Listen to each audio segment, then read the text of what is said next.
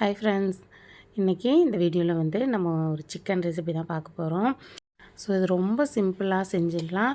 ஆனால் டேஸ்ட்டு பார்த்திங்கன்னா அட்டகாசமாக இருக்கும். இதை சப்பாத்தி, பூரி, இட்லி, தோசை சாப்பாட்டுக்கும் அதை விட சூப்பராக இருக்கும். ஸோ கண்டிப்பாக இது போல் ட்ரை பண்ணி பாருங்கள். ஸோ நான்வெஜ் சாப்பிடாதவங்க ஸோ இதில் வந்து காலிஃப்ளவர் சேர்த்துக்கலாம், உருளைக்கிழங்கு வேக வச்சு சேர்த்துக்கலாம், மஷ்ரூம் வந்து சேர்த்துக்கலாம். எல்லாத்துக்குமே வந்து இதே மாதிரி செஞ்சிங்கன்னா டேஸ்ட்டு அட்டகாசமாக இருக்கும். ஸோ இப்போ இதை எப்படி செய்கிறதுன்னு பார்த்துடலாம். ஸ்டவ் ஆன் பண்ணி ஒரு கடாய் வச்சுக்கோங்க. கடாயில் 3 டேபிள் ஸ்பூன் அளவுக்கு நான் இன்றைக்கி தேங்காய் எண்ணெய் சேர்த்துருக்கேன். இன்றைக்கி இந்த பெப்பர் சிக்கன் வந்து தேங்காய் எண்ணெயில் தான் நம்ம செய்ய போகிறோம். யூஸ்வலாக நெய்யும் கடலை நெய்யும் சேர்த்துப்பாங்க. அப்படி இல்லைன்னா வீட்டில் யூஸ் பண்ணுற சமையல் எண்ணெய் சேர்த்துப்பாங்க. இன்றைக்கி நம்ம இந்த பெப்பர் சிக்கனை தேங்காய் எண்ணெயில் தான் முழுக்க செய்ய போகிறோம். ஸோ தேங்காய் எண்ணெய் 3 டேபிள் ஸ்பூன் அளவு சேர்த்துட்டு எண்ணெய் லைட்டாக ஹீட் ஆனதும் இதில் 1 டேபிள் ஸ்பூன் அளவுக்கு சோம்பு சேர்த்துக்கோங்க. சோம்பு நல்லா பொரிஞ்சதும் இதில் வந்து நம்ம ஸ்பைசஸ்லாம் சேர்க்க போகிறோம். ஸோ பட்டை ஒரு 2 துண்டு சேர்த்துக்கோங்க சின்னதாக. கூடவே ஒரு பிரியாணி இலை, 2 கிராம்பு சேர்த்துக்கோங்க. எனக்கு கல்பாசி வந்து ஃப்ளேவர் ரொம்ப பிடிக்கும் அப்படிங்கிறனால ஒரு 1/2 டீஸ்பூன் அளவுக்கு நான் சேர்த்துருக்கேன். விருப்பம் இல்லாதவங்க அதை ஸ்கிப் பண்ணிக்கோங்க. கூடவே 2 ஏலக்காய் வந்து நான் தட்டிட்டு சேர்த்துருக்கேன். சேர்த்துட்டு இதை லோ ஃப்ளேமில் வச்சு நல்லா ஃப்ரை பண்ணிக்கோங்க. நல்லா ஃப்ரை ஆனதும் இது கூடவே ஒரு 10 பல் வந்து முந்திரி பருப்பு சேர்த்துக்கோங்க. முந்திரி சேர்த்தோம் அப்படின்னா டேஸ்ட்டு வந்து அவ்வளோ சூப்பராக இருக்கும்.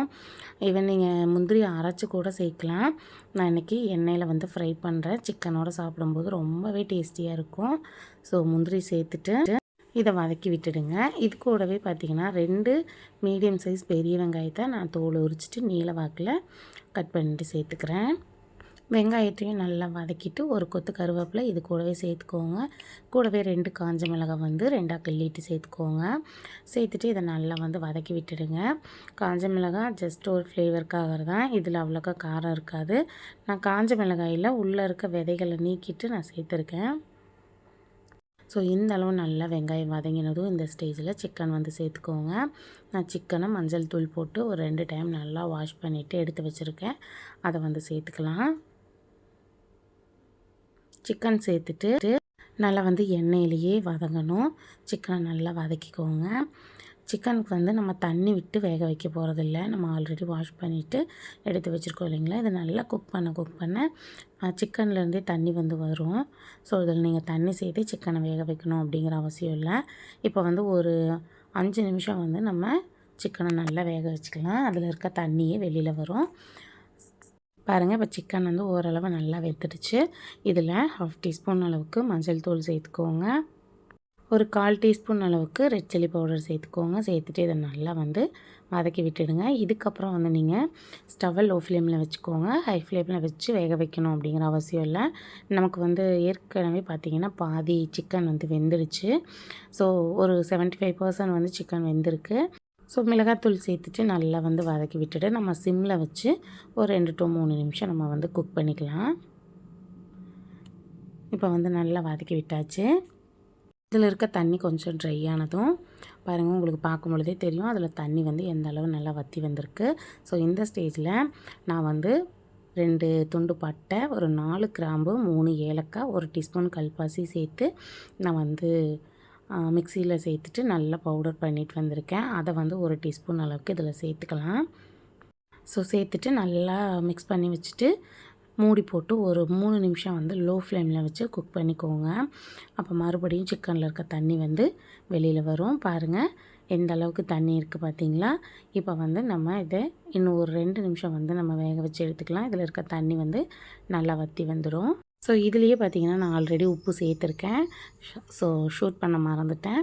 ஸோ நீங்கள் வந்து தேவையான அளவு இந்த ஸ்டேஜில் உப்பு வந்து சேர்த்துக்கோங்க. சேர்த்துட்டு இதில் 1 டீஸ்பூன் அளவுக்கு நீங்கள் வந்து ஃபைனலாக பெப்பர் வந்து சேர்த்துக்கோங்க. பெப்பர் சேர்க்கும் பொழுது அதில் இருக்க தண்ணியெலாம் வந்து நல்லாவே ட்ரை ஆகி வந்துடும். உங்களுக்கு இதை விட இன்னுமே ட்ரையாக வேணும் அப்படின்னா நீங்கள் இன்னும் ஒரு 2 நிமிஷம் நல்லா ஹை ஃப்ளேமில் வச்சு குக் பண்ணினீங்க அப்படின்னா அதில் இருக்க தண்ணி ஃபுல்லாக வந்து ட்ரை ஆகிடும். இப்போ ரொம்ப ட்ரையாக வேணாம், கிரேவி மாதிரி இருக்கட்டும்னா இந்த ஸ்டேஜில் ஸ்டவ் ஆஃப் பண்ணிக்கோங்க. ஸ்டவ் ஆஃப் பண்ணிவிட்டு வேணுங்கிற அளவு கொத்தமல்லி இலை நீங்கள் வந்து சேர்த்துக்கோங்க. சேர்த்துட்டு நல்லா மிக்ஸ் பண்ணிவிட்டு இதை இட்லி, தோசை, சப்பாத்தி, பூரின்னு எது கூட வேணாலும் வச்சு சாப்பிட்லாம். அதோடு நீங்கள் சூடான சாதத்தோடு வச்சு சாப்பிட்டிங்கன்னா அதை விட அட்டகாசமாக இருக்கும். இன்றைக்கி நான் வந்து தோசையோடு வச்சு சாப்பிட்றதுக்காக நான் செஞ்சுருக்கேன். ஸோ டேஸ்ட்டும் அவ்வளோ சூப்பராக இருந்தது. ஸோ கண்டிப்பாக நீங்கள் வந்து மிஸ் பண்ணாமல் இந்த ரெசிபியை ட்ரை பண்ணி பாருங்கள். ட்ரை பண்ணி பார்த்துட்டு எப்படி வந்தது அப்படிங்கிறதையும் மறக்காமல் கமெண்ட்டில் சொல்லுங்கள். ஸோ அவ்வளோதான். இந்த வீடியோ உங்களுக்கு பிடிச்சிருக்குன்னு நினைக்கிறேன். வீடியோ பிடிச்சிருந்தா லைக் பண்ணி, ஷேர் பண்ணி, கமெண்ட் பண்ணுங்கள். மறக்காமல் நம்ம சேனலை சப்ஸ்கிரைப் பண்ணி கூடவே பக்கத்தில் இருக்க பெல் ஐக்கானை கிளிக் பண்ணி வச்சுக்கோங்க. ஆளுங்கிற ஆப்ஷனையும் கிளிக் பண்ணிக்கோங்க. அப்போ தான் நான் அடுத்தடுத்து போகிற வீடியோ உங்களுக்கு நோட்டிஃபை ஆகும். இதே போல் அடுத்த ஒரு வீடியோவில் பார்க்கலாம்.